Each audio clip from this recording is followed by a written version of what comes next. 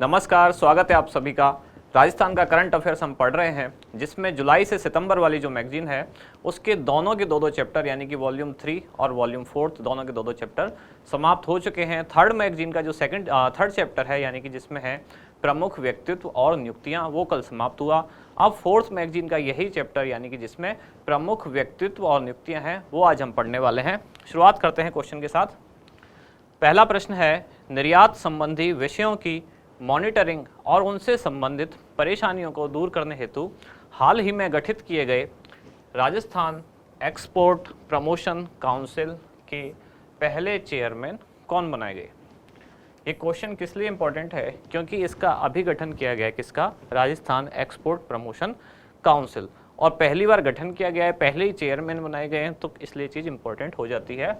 कोई भी चीज़ पहली अगर है तो इम्पोर्टेंट है। तो पहले चेयरमैन कौन बनाए गए, राजीव अरोड़ा, महावीर प्रसाद शर्मा, अनिल कुमार बख्शी या संजीव अग्रवाल। इसका उत्तर बताने से पहले एक बार ये समझ लेते हैं ये चीज़ है क्या। ये है राजस्थान एक्सपोर्ट प्रमोशन काउंसिल, यानी कि एक ऐसी परिषद या एक ऐसी काउंसिल बनाई गई है जो राजस्थान से एक्सपोर्ट को यानी कि निर्यात को प्रमोट करे। तो निर्यात संबंधी विषयों की मॉनिटरिंग और उनसे संबंधित परेशानियों को दूर करने के लिए ये परिषद बनाई गई, जिसका काम है राजस्थान से निर्यात को बढ़ाना। इस परिषद में एक है चेयरमैन, एक है वाइस चेयरमैन, इसके अलावा 7 हैं इसमें निदेशक यानी कि डायरेक्टर, और इसके अलावा 21 हैं इसके संस्थापक सदस्य यानी कि फाउंडर मेंबर, संस्थापक सदस्य। एक चेयरमैन, एक वाइस चेयरमैन, एक और 7 हैं डायरेक्टर निदेशक और 21 हैं संस्थापक सदस्य। इस तरह से कुल इसमें कितने हो गए, ये सदस्य हो गए 21 और एक 22 और एक 23 और 7 30। ठीक है, 30 ही हुए, 21 और एक 22 और एक 23 और 7 30, तो कुल 30 सदस्य हुए, जिसमें चेयरमैन किनको बनाया गया, वो है राजीव अरोड़ा, ये है इसके चेयरमैन। महावीर प्रसाद शर्मा ये है इसके वाइस चेयरमैन।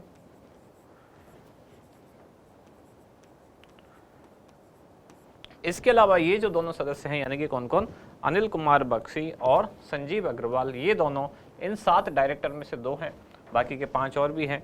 नाम याद रखने सबके जरूरी नहीं है, और संस्थापक सदस्य बाकी के 21 और है। जहाँ इतनी ज़्यादा में संख्या होती है वहाँ नाम इतने याद रखने जरूरी नहीं है, केवल चेयरमैन वाइस चेयरमैन आप याद रख लें। चेयरमैन कौन है, राजीव अरोड़ा, ये चेयरमैन है, और पहले चेयरमैन है, इसलिए ये बात खास हो जाती है, ये क्वेश्चन खास हो जाता है। पहली बार ये बोर्ड बनाया गया, ये काउंसिल बनाई गई जो राजस्थान से निर्यात को प्रमोट करेगी। चलें आगे अगले प्रश्न की तरफ। अगला क्वेश्चन है, निम्नलिखित में से किसे मेहरानगढ़ म्यूजिक ट्रस्ट की ओर से दिए जाने वाले मारवाड़ रत्न पुरस्कारों के अंतर्गत राष्ट्रीय स्तर का कोमल कोठारी सम्मान 2022 प्रदान किया गया। विजय वर्मा, डॉक्टर प्रकाश खड़गे, डॉक्टर महेंद्र भानावत या गाजी खान बरना। इस क्वेश्चन में आपको एक एक्स्ट्रा प्रिकॉशन रखने की जरूरत है, एक ज़्यादा सावधानी रखने की जरूरत है। और उसकी जरूरत क्यों है, क्योंकि यहाँ नाम लिखा हुआ है कोमल कोठारी सम्मान 2022 और विजय वर्मा, प्रकाश खड़गे, महेंद्र भानावत, तीनों के नाम हैं। तीनों का संबंध इस सम्मान से है किसी ना किसी तरह से। आपको यहाँ ध्यान रखना है कि किसके द्वारा प्रदान किया जा रहा है, ये सम्मान दिया जा रहा है मेहरानगढ़ म्यूजिक ट्रस्ट की तरफ से। ये बात इंपॉर्टेंट है इस क्वेश्चन में। और पुरस्कार का पूरा नाम क्या है, ये है मारवाड़ रत्न पुरस्कार या मारवाड़ रत्न डॉक्टर कोमल कोठारी सम्मान 2022। इसमें मारवाड़ रत्न और मेहरानगढ़ म्यूजिक ट्रस्ट इंपॉर्टेंट चीज है। तो ये सम्मान किसको दिया गया, ये दिया गया डॉक्टर महेंद्र भानावत को। ये कहाँ के हैं महेंद्र भानावत, ये उदयपुर से संबंधित हैं, उदयपुर जिले के हैं। और अभी इनको 2021 में एक और सम्मान दिया गया किसके द्वारा, जो कि उत्तर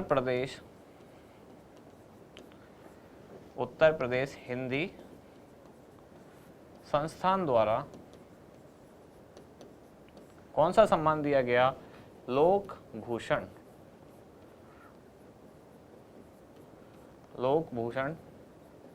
सम्मान 2021, ये भी इनको दिया गया। और इसके अलावा मारवाड़ रत्न डॉक्टर कोमल कोठारी सम्मान, ये भी इनको दिया गया। अब इन दोनों का संबंध भी कोमल कोठारी सम्मान से है, किन दोनों का, विजय वर्मा और डॉक्टर प्रकाश खड़गे। कैसे? तो पहली बात तो जो Komal Kothari lifetime achievement award है, इस बार इनको दिया गया, किनको, विजय वर्मा। क्या नाम था? और ये किसके द्वारा दिया जाता है? दोनों चीज, एक तो है जो मेहरानगढ़ म्यूजिक ट्रस्ट की ओर से दिया गया, पूरा नाम है मारवाड़ रत्न कोमल कोठारी सम्मान। एक दिया जाता है पश्चिम क्षेत्र कला केंद्र, कहाँ है ये? उदयपुर। इसके द्वारा जो दिया गया, कौन सा? डॉक्टर कोमल कोठारी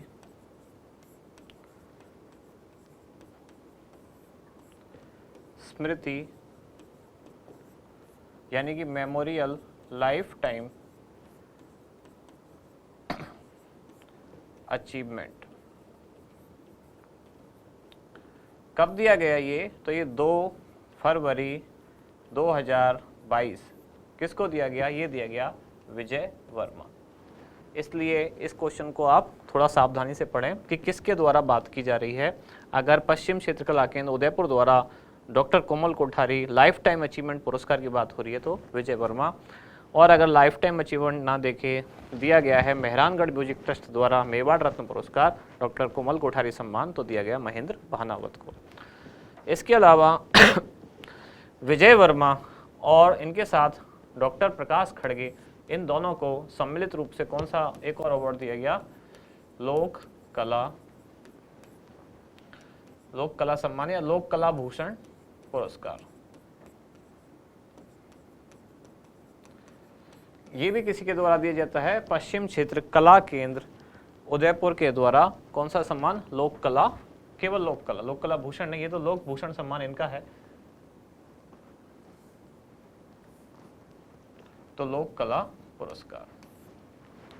क्लियर? इसमें कंफ्यूज मत होना कि बार आप लोग बहुत जल्दी कंफ्यूज हो रहे हैं, क्योंकि अभी जो पुराना क्वेश्चन था 1% जो हमने पढ़ा था, कौन सा, मनरेगा में जो अर्ध कुशल श्रमिक है उनकी मजदूरी कितनी की गई है, अभी भी बहुत से लोग उसमें कंफ्यूज हो रहे हैं। कोई कह रहे हैं 240 है, कोई कह रहा है 271 है। इसमें आपको परेशान होने की जरूरत नहीं है, मैं एक बार फिर से बता रहा हूँ। अगर लिखा हुआ है मनरेगा और उसके नीचे लिखा हुआ है मेट, यानी कि अर्धकुशल, ठीक है, और लिखा हुआ है राजस्थान, पूरे क्वेश्चन में अगर ये 3 शब्द हैं, कौन कौन से, मनरेगा है, मनरेगा जरूरी है, मनरेगा मेट है और राजस्थान है, तब उसकी जो न्यूनतम मजदूरी है वो 240 रुपये ही है। यही हमारा क्वेश्चन था। और इसके अलावा राजस्थान में सभी क्षेत्रों में जो मजदूर हैं, 4 तरह की उनकी कैटेगरी डिवाइड की गई। बाकी मनरेगा हटा दें अगर, बाकी सारे जो क्षेत्र हैं उनमें जो न्यूनतम मजदूरी तय की गई है राजस्थान में, न्यूनतम मजदूरी 4 कैटेगरी बनाई गई। कौन कौन सी? सबसे पहले तो है अकुशल, दूसरी अर्धकुशल, तीसरी कैटेगरी कुशल और चौथी कैटेगरी उच्च कुशल। अकुशल की कितनी कर दी गई? पहले जितने थे, पहले 252 थे, अब 7 रुपये बढ़ाकर कितने कर दिए गए? 259। सबके साथ बढ़ाए गए हैं, तो अब मैं जो लिख रहा हूँ वो बढ़े हुए हैं। अर्धकुशल ये हैं अब 271, कुशल के हैं अब 283 और उच्च कुशल के हैं 333। क्लियर बात? अब तो कंफ्यूजन नहीं होगा। यहाँ केवल एक खास बात है, मनरेगा। मनरेगा के तहत अर्धकुशल श्रमिक की जो मजदूरी है वो पहले कितनी थी?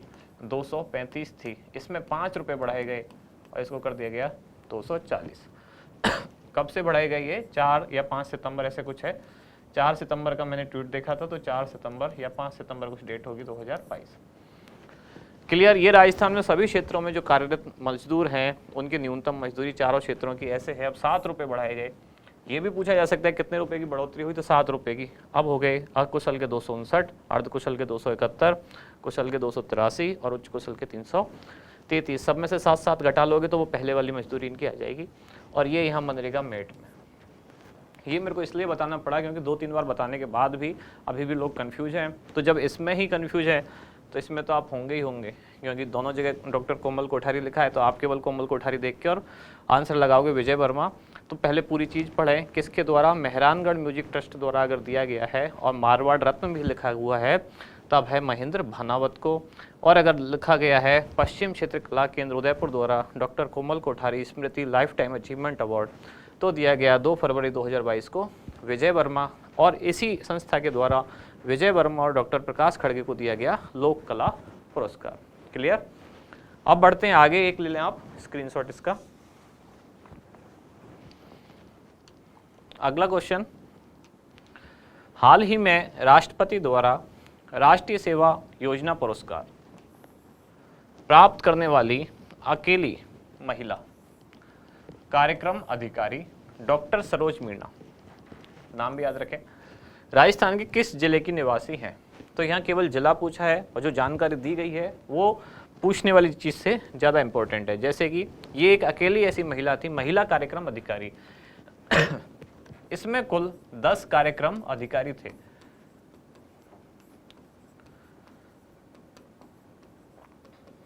कुल कितने कार्यक्रम अधिकारी थे, प्रोग्राम जो ऑफिसर थे, तो कुल 10 कार्यक्रम अधिकारी थे, जिनमें से एकमात्र यानी कि केवल एक ही महिला अधिकारी थी और वो कौन थी, डॉक्टर सरोज मीणा। कौन सी योजना के तहत या कौन से पुरस्कार के तहत, राष्ट्रीय सेवा योजना पुरस्कार। किसके द्वारा दिया गया, राष्ट्रपति द्वारा। अब ये अकेली एकमात्र महिला है इसलिए क्वेश्चन इंपॉर्टेंट है, राष्ट्रपति द्वारा दिया गया पुरस्कार है, यानी कि पुरस्कार भी बड़े लेवल का है इसलिए क्वेश्चन इंपॉर्टेंट हो जाता है। ये कहाँ से है, तो ये है अलवर से। क्लियर। अगला क्वेश्चन, द बिग बुल और the king of Dalal street, कहाँ है दलाल स्ट्रीट, मुंबई, जैसे उपनामों से विख्यात श्री राकेश झुनझुनवाला, ये मिसप्रिंट है, राकेश झुनझुनवाला का हाल ही में निधन हो गया। इनका संबंध राजस्थान के किस जिले से था, झुंझुनू, जोधपुर, उदयपुर या जयपुर। तो ये तो आप लोग जानते ही होंगे राकेश झुनझुनवाला के बारे में। जो लोग थोड़ा सा भी शेयर मार्केट वगैरह में इंटरेस्ट रखते हैं तो उनके लिए ये काफ़ी इंपॉर्टेंट व्यक्ति हैं। इनका एक ट्रस्ट भी चलाया जाता है जो क्या है, मोतीलाल ट्रस्ट या मोतीलाल फाउंडेशन ऐसे करके कुछ नाम है। मोतीलाल ट्रस्ट जो कहाँ है, मुंबई। अभी इनका निधन हो गया, यानी कि कब, तो 14 अगस्त और 2022। कहाँ से संबंधित हैं ये, तो राजस्थान के झुंझुनू जिले से इनका संबंध है। मोतीलाल ट्रस्ट मुंबई इनके द्वारा चलाया गया ट्रस्ट है और 14 अगस्त 2022 को इनका निधन हो गया। ये शेयर मार्केट के एक तरह से किंग या किंग ऑफ दलाल स्ट्रीट कहे जाते हैं। ठीक है, आप एक स्क्रीनशॉट ले लें, फिर नेक्स्ट क्वेश्चन देखते हैं। वर्ल्ड साइंटिस्ट रैंकिंग 2022 के एडी साइंटिफिक इंडेक्स में 184वां स्थान प्राप्त करने वाले प्रोफेसर अनिल कुमार छगानी निम्नलिखित में से किस विश्वविद्यालय में कार्यरत हैं। जय नारायण व्यास विश्वविद्यालय जोधपुर, महाराजा सूरजमल ब्रज विश्वविद्यालय कोटा, महाराजा गंगा सिंह विश्वविद्यालय बीकानेर या राजस्थान स्वास्थ्य विज्ञान विश्वविद्यालय जयपुर। तो ये अवार्ड क्या है, पहले तो ये समझेंगे। ये एडी साइंटिफिक इंडेक्स क्या है। एडी में ए का मतलब है एल्पर और डी का मतलब है डोजर। ये दरअसल एक इंडेक्स है, यानी कि एक सूचकांक है। ये सूचकांक ये बताता है कि साइंस के क्षेत्र में यानी कि कौन से साइंटिस्ट ने कितना योगदान दिया या किसके जो एक्सपेरिमेंट हैं वो कितने मानवता के लिए उपयोगी हैं, या कौन से देश के कितने वैज्ञानिक जो हैं उस इंडेक्स में शामिल हुए, किसकी संख्या कितनी ज़्यादा है। उस आधार पर राजस्थान से जो है उनको 184वां मिला पूरी दुनिया में जो वैज्ञानिकों की लिस्ट है उसके आधार पर। वर्ल्ड साइंटिस्ट रैंकिंग 2022 में पूरी दुनिया के जितने भी वैज्ञानिक हैं उनमें राजस्थान के एकमात्र जो 184वें स्थान पर रहे प्रोफेसर अनिल कुमार छगानी, ये है महाराजा गंगा सिंह विश्वविद्यालय बीकानेर। तो इस विश्वविद्यालय में ये पर्यावरण विभाग यानी कि पर्यावरण एनवायरमेंटल साइंस, पर्यावरण विज्ञान और इंजीनियरिंग विभाग जो है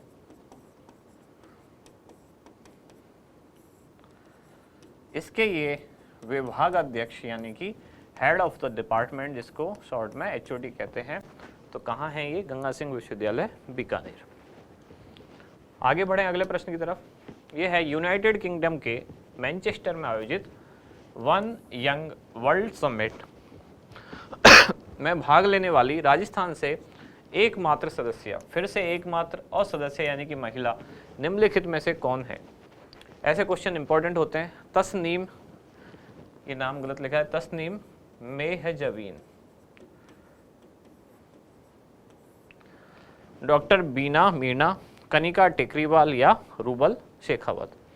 इसका उत्तर क्या होगा? ये सारे नाम तो हमने कल भी पढ़े थे, अगर आपको याद आ रहा हो तो। इसका उत्तर है तस्नीम मेहजबीन। बाकी हमने कब कब पढ़े थे कल की क्लास में, जैसे कि जो डॉक्टर बीना मीणा है ये कहाँ से है? ये दौसा जिले की कौन सी सिकराय तहसील में इनका गांव था, कोरड़ा। आज हम जब रिवीजन करेंगे लास्ट में तब भी ये वापस आपको मिलेगा इनका नाम, जिसमें ये क्या किससे संबंधित है? ये नासा में वैज्ञानिक चुनी गई, कल हमने पढ़ा था। कनिका टेकरीवाल जो है इंडियन रिचेस्ट वुमेन की जो एक लिस्ट है उसमें शामिल की गई, ये 33 वर्षीय महिला हैं, तो इस लिस्ट में शामिल होने वाली सबसे कम उम्र की महिला। और इनकी कंपनी का नाम क्या है? Jet set go. क्या कंपनी है ये? किराए पर प्राइवेट जेट या जो हवाई जहाज आप कहते हैं जिसको सामान्य भाषा में, प्राइवेट जेट ही प्रोवाइड कराती है कंपनी। रूबल शेखावत ये मुंबई में आयोजित जो मिस इंडिया प्रतियोगिता थी उसके फाइनल में ये फर्स्ट रनर अप रही, यानी कि सेकंड पोजीशन पर रही, फर्स्ट रनर अप। ठीक है, अब इसका उत्तर क्या है? तो तस्नीम मेहजबीन कहाँ से हैं ये हैं उदयपुर से। बाकी सबके स्थान जिले तो हमने कल भी पढ़े थे, एक बार दोबारा बता देता हूँ। बीना मीणा तो दौसा है ही, कनिका टेकरीवाल ये कहाँ से है? ये है झुंझुनू, झुंझुनू में उदयपुर वाटी में। कौन सा गांव है इनका? बड़ा गांव, कल हमने पढ़ा। रूबल शेखावत ये कहाँ से है? जयपुर। क्लियर? एक ले लें स्क्रीनशॉट, फिर आगे चलते हैं अगले क्वेश्चन की तरफ।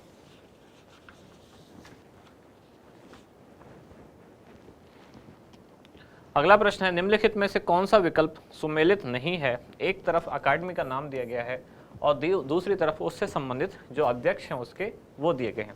इस क्वेश्चन को हम चाहते तो 4 क्वेश्चन में भी बना सकते थे, लेकिन अननेसेसरी, आपकी क्लास की लेंथ बढ़ाने से मतलब नहीं है। तो यह मैच द कॉलम में इधर है इंस्टीट्यूट का नाम यानी कि अकादमी का नाम, और उधर उससे उसके अध्यक्ष का नाम। तो जैसे पहला राजस्थान साहित्य अकादमी, इसके अध्यक्ष हैं दुलाराम सहारण। क्या ये बात सही है? तो ये सही है। ये हमारी सितंबर 2022 तक की जानकारी के आधार पर हम पढ़ रहे हैं। हो सकता है आपके एग्जाम के टाइम पे इनमें से कोई चेंज हो जाए, तो अपडेट करके आप पढ़ के जाएं। ऐसा ना करें कि यही हमने पढ़ा था तो अब यही है। ये सितंबर 2022 तक की जानकारी के आधार पर। राजस्थान साहित्य अकादमी के कौन है अध्यक्ष? दुलाराम सहारण। राजस्थान संगीत नाटक अकादमी के ये भी सही हैं, बिनाका मालू। राजस्थान ललित कला अकादमी के ये भी सही हैं, लक्ष्मण व्यास। चौथा ऑप्शन गलत है, वही इसका उत्तर है, क्योंकि पूछा है सुमेलित नहीं है। तो राजस्थान भाषा साहित्य एवं संस्कृत अकादमी, इसके सरोज कोचर नहीं है, इसके अध्यक्ष हैं कौन? शिवराज छगानी।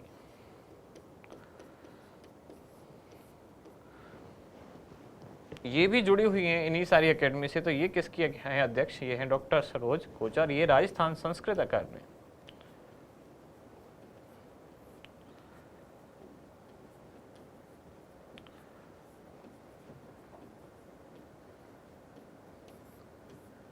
एक तरह से 5 क्वेश्चन हो गए इसमें, चारों नाम तो ये और 5वां आपको ये भी याद हो गया। डॉक्टर सरोज कोचर किससे संबंधित है? राजस्थान संस्कृत अकादमी के अध्यक्ष हैं। राजस्थान साहित्य अकादमी के कौन है? दुलाराम सहारण। दुलाराम सहारण साहित्य अकादमी। राजस्थान संगीत नाटक अकादमी के हैं बिनाका मालू। राजस्थान ललित कला अकादमी के हैं लक्ष्मण व्यास। और राजस्थान भाषा साहित्य एवं संस्कृत अकादमी के हैं सरोज कोचर। वैसे तो याद करने की कोई ट्रिक नहीं है, पर फिर भी कभी कभी कोई हमको कनेक्शन मिल ही जाता है। जैसे ललित कला में यहाँ इनका नाम ला से शुरू होता है, लक्ष्मण व्यास इनका नाम भी ला से शुरू होता है, तो कुछ चीज़ें हम ऐसे कई बार जल्दी जल्दी याद कर लेते हैं। तो इस तरह से कुछ आप याद कर सकते हैं, बाकी आपको याद तो ये सारे करनी ही है।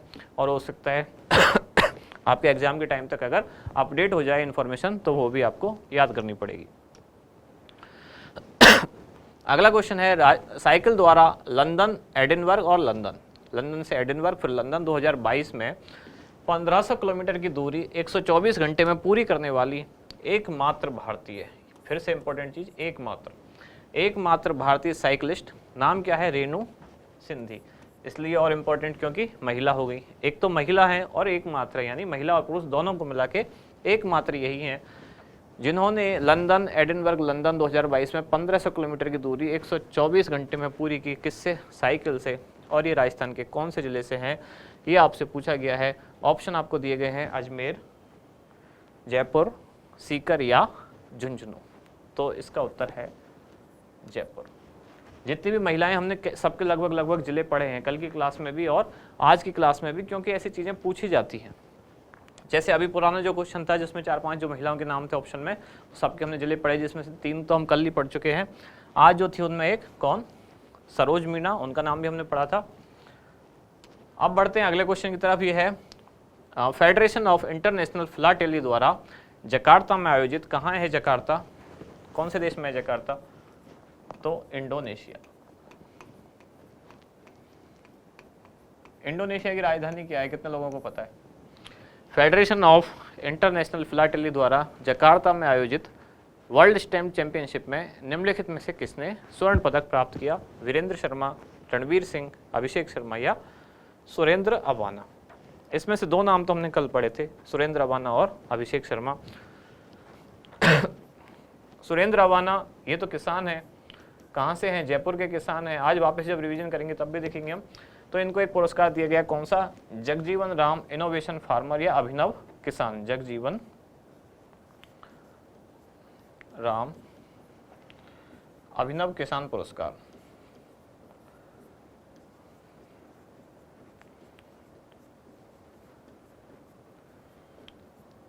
सुरेंद्र अवाना। अभिषेक शर्मा, ये जो उमलिंग लापास है लद्दाख में, उसको बिना गियर वाली साइकिल से चढ़ने वाला ये राजस्थान के पहले अभी तक सदस्य हैं या व्यक्ति हैं। उमलिंग लापास कहाँ है? जब लद्दाख में कल ही हमने उसकी बात भी की थी। तो साइकिल से पहुँचे बिना गियर वाली साइकिल से। ये कहाँ से हैं? ये सीकर का कौन सा गांव? मऊ। तो यानी कि ये दोनों तो इसका आंसर नहीं है। उत्तर है इसका वीरेंद्र शर्मा, जो कहाँ के हैं? ये हैं जोधपुर। अब जो रह गए रणवीर सिंह, ये कौन है? इनका हाल ही में निधन हुआ और ये किससे संबंधित है? ये इप्टा से संबंधित है। इप्टा क्या है?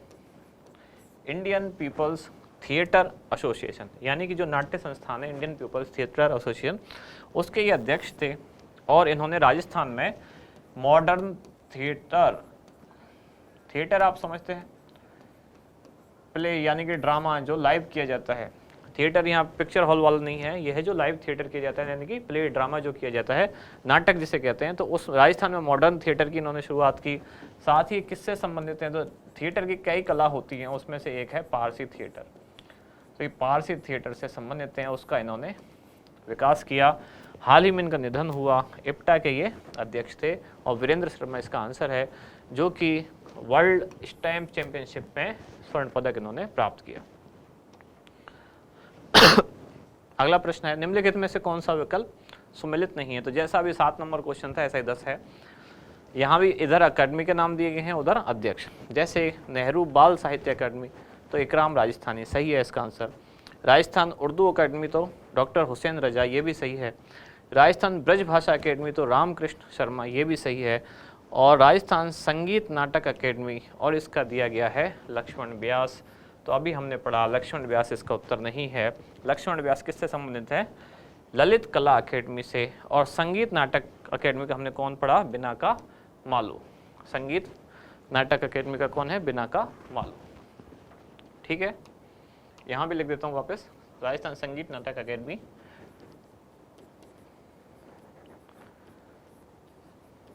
इस तरह से कुल 8 ही अकेडमी है और 8 के अध्यक्ष हैं, आपको याद रखने हैं। ये कब तक है? सितंबर 2022 तक की जानकारी के अनुसार। जब चेंज होंगी चीज़ें तो फिर वापस हमें अपडेट करनी पड़ेंगी। तो ये समाप्त हुए आज के क्वेश्चन, और इसके साथ ही अब 4th जो मैगजीन है आपकी, उसका भी जो चैप्टर 3rd है, जिसमें कि प्रमुख व्यक्तित्व और नियुक्तियाँ हैं, वो भी समाप्त हो जाता है। अब हमारी जो दोनों मैगजीन है, उन दोनों के 3-3 चैप्टर दोनों से समाप्त हो चुके हैं। जिसमें क्या क्या पढ़ा हमने? पहले चैप्टर में योजनाएं, नीतियां, कार्यक्रम, अभियान। दूसरे चैप्टर में रिपोर्ट, मुद्दे, घटनाएं और चर्चित स्थल। और तीसरे चैप्टर में प्रमुख नियुक्तियां एवं प्रमुख व्यक्तित्व। तो 3 चैप्टर समाप्त हुए। अब जो तीसरी मैगजीन का चौथा चैप्टर है, यानी कि पुरस्कार, सम्मान और फिर उसके बाद खेल खिलाड़ी, दोनों में से, मतलब तीसरी और चौथी में से, अब हम वो दोनों के बस 2 लास्ट चैप्टर बचे हैं, उनको शुरू करेंगे। शुरू करने से पहले एक बार कल की क्लास रिवाइज कर लेते हैं। कल पहला क्वेश्चन क्या था? हाल ही में जगदीप धनखड़ देश के 16वें उपराष्ट्रपति और उपराष्ट्रपति बनने वाले वो 14वें व्यक्ति। ये मूलतः राजस्थान के किस जिले से हैं? तो ये झुंझुनू से हैं। किठाना इनका गांव है। झुंझुनू से पहले सांसद भी रह चुके हैं और किशनगढ़ अजमेर से ये विधायक रहे हैं। मैंने ये कहा था कि इनसे भी ज़्यादा इम्पोर्टेंट इसलिए मार्गरेट अल्वा हैं क्योंकि वो पूर्व राज्यपाल रही हैं और वो यूपीए की प्रत्याशी है। मैंने आप लोगों से पूछा था यूपीए और एनडीए की फुल फॉर्म क्या है, मुझे किसी ने भी नहीं बताई। आज देखता हूँ आज भी लोग आप बता पाते हैं। ये यूपीए जो कांग्रेस जिसका प्रमुख दल है उसके साथ और सारे अलायंस है। एनडीए यानी कि जिसमें बीजेपी प्रमुख दल है और उसके साथ और सारे अलायंस हैं। तो जगदीप धनखड़ एनडीए के प्रत्याशी थे और मार्गरेट अल्वा यूपीए की प्रत्याशी थी। ये इसीलिए इम्पोर्टेंट है, एक तो महिला है, पूर्व राज्यपाल हैं, यूपीए से संबंधित हैं और राजस्थान में कांग्रेस की सरकार है, यानी कि इसी जो एसोसिएशन वाली सरकार है राजस्थान में, इसलिए ये इम्पोर्टेंट हो जाता है इनका नाम क्वेश्चन के हिसाब से।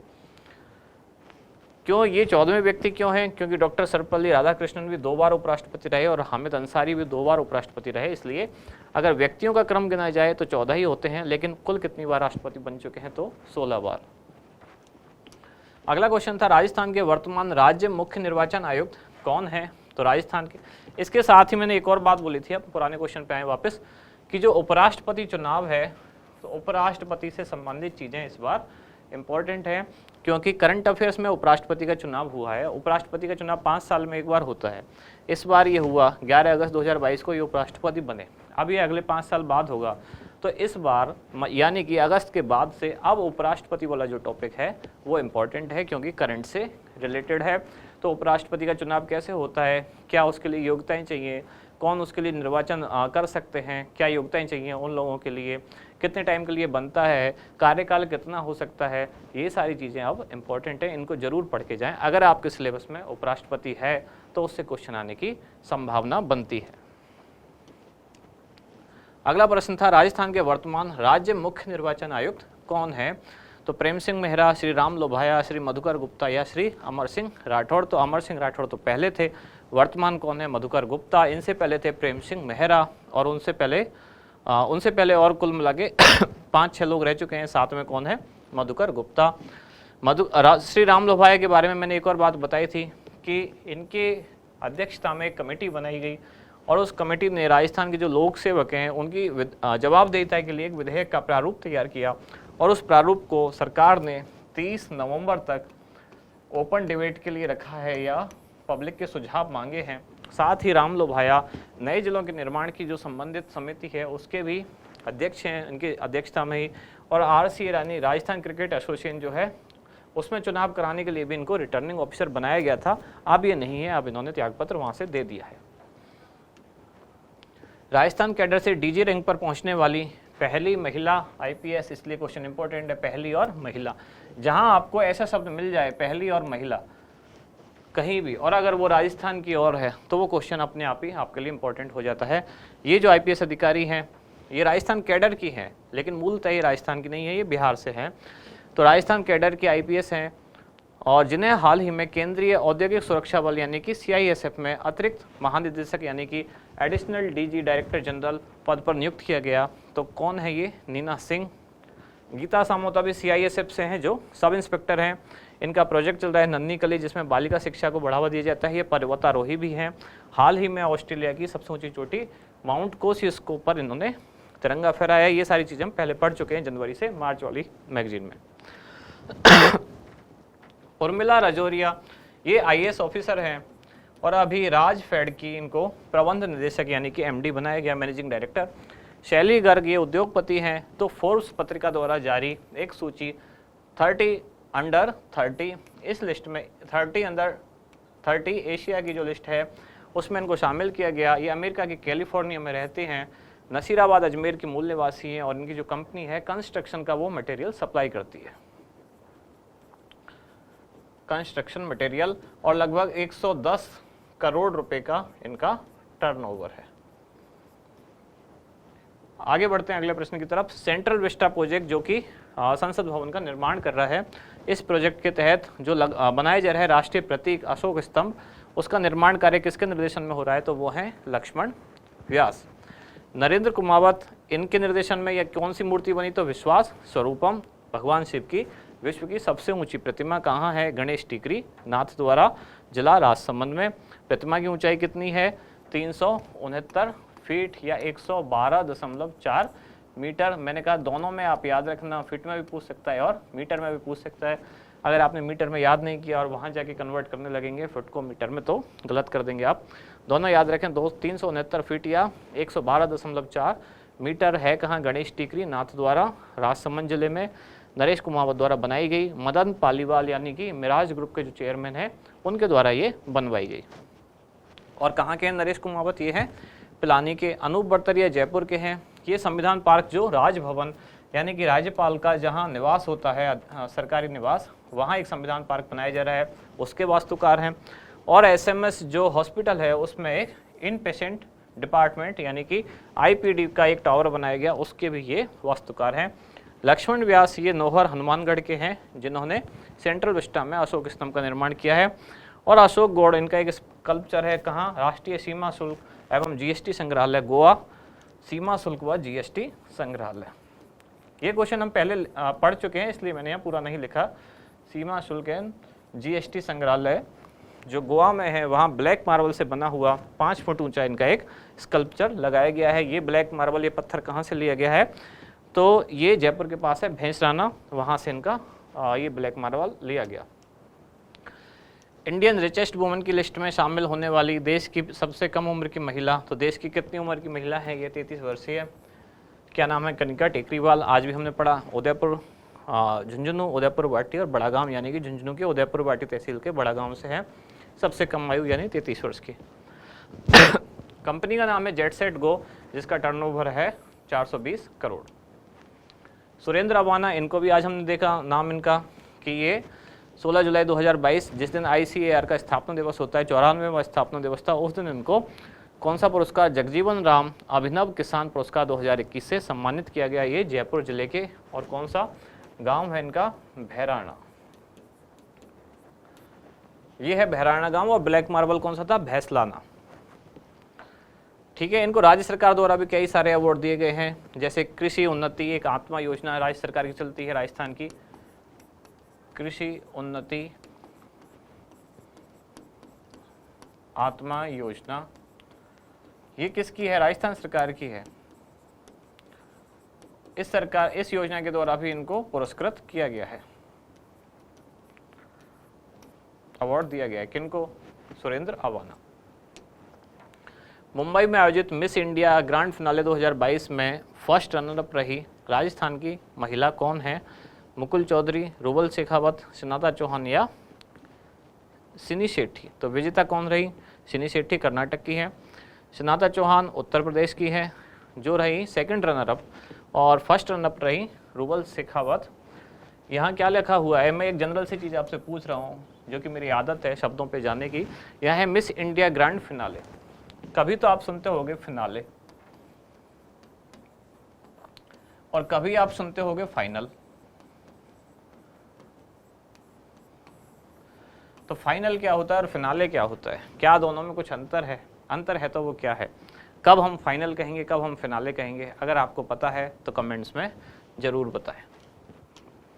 अगला क्वेश्चन है, निम्नलिखित में से किसे हाल ही में राज्यपाल श्री कलराज मिश्र द्वारा हरिदेव जोशी पत्रकारिता और जनसंचार विश्वविद्यालय का कुलपति नियुक्त किया गया? तो ये कौन है? ये हैं प्रोफेसर सुधीर राजीव, जिनको 3 वर्ष या 70 वर्ष की आयु तक कुलपति नियुक्त किया गया। प्रोफेसर कन्हैया लाल श्रीवास्तव, इनको जयनारायण व्यास विश्वविद्यालय जो उदयपुर में है वहाँ का कुलपति नियुक्त किया गया है। डॉक्टर सुधीर भंडारी जो हैं इनको Rajasthan university of health science वहाँ का कुलपति नियुक्त किया गया। और डॉक्टर SN धौलपुरिया, ये तंबाकू नियंत्रण जो सदस्य कमेटी है उसके सदस्य बनाए गए नेशनल लेवल की कमेटी के। डॉक्टर बीना मीणा जिन्हें हाल ही में नासा में वैज्ञानिक पद पर चयनित किया गया, इनका राजस्थान के कौन से जिले से संबंध है? तो यह है दौसा, तहसील है सिकराय, गांव है कोरडा। अभिषेक शर्मा जिन्हें हाल ही में वर्ल्ड के हाईएस्ट मोटरेबल पास उमलिंगला, कहाँ है उमलिंगला? ये मैंने कल नहीं लिखा था शायद, ये है लद्दाख। इस लद्दाख की चढ़ाई उन्होंने साइकिल से तय की। ये बिना गियर वाली साइकिल से चढ़ने वाले पहले राजस्थानी है। मऊ गांव सीकर जिला। इसकी ऊंचाई कितनी है इस पास की, यानी कि इस दर्रे की? 19,024 फीट। तो कहाँ के हैं ये? सीकर के। यहाँ समाप्त हुई दूसरी भी क्लास, और लास्ट में ये जो वार्षिक अंक है उससे संबंधित थोड़ी सी जानकारी, ये अब मार्केट में आ चुका है, वेबसाइट पर भी अवेलेबल है। तो अगर आप ऑफलाइन लेना चाहते हैं तो ऑफलाइन ले सकते हैं, ऑफलाइन अगर आपके शहर में नहीं मिल पा रहा है तो आप ऑनलाइन कलाम एकेडमी की वेबसाइट से परचेज कर सकते हैं। और इसी के साथ ही आज हमारी जो थर्ड मैगजीन है उसके 3 चैप्टर समाप्त हो गए। कौन कौन से? योजनाएं वाला फर्स्ट चैप्टर, दूसरा रिपोर्ट मुद्दे चर्चाएं वाला सेकंड चैप्टर, और तीसरा जिसमें आज हमने क्या पढ़ा, प्रमुख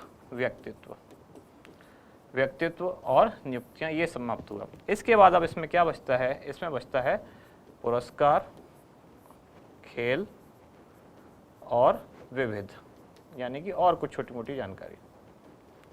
फोर्थ मैगजीन में भी हमारा ये समाप्त हो चुका है, फोर्थ भी साथ ही चल रही है, और ये भी समाप्त हो चुका है। कल हम फोर्थ का ये चैप्टर पढ़ेंगे, फिर थर्ड और फोर्थ दोनों के ये चैप्टर बचेंगे। इसके अलावा एक और चीज़ अभी बची हुई है, वो है वन स्थिति रिपोर्ट। ये भी अभी पेंडिंग है। शुरुआत वाली मैगजीन में मैंने ये चीज़ छोड़ दी थी, कहा था कि बाद में बताएंगे। तो वन स्थिति रिपोर्ट भी एक बाकी है, इसके अलावा ये चीज़ें भी बाकी हैं। तो लगभग अगले 3 या 4 दिन में, मैक्सिमम 5 दिन आप मान सकते हैं, तो सितंबर तक अपना जो करंट अफेयर्स है वो कंप्लीट हो जाएगा। तो आज की क्लास रखते हैं यहीं तक, आप मिलते हैं कल अगली क्लास में। धन्यवाद।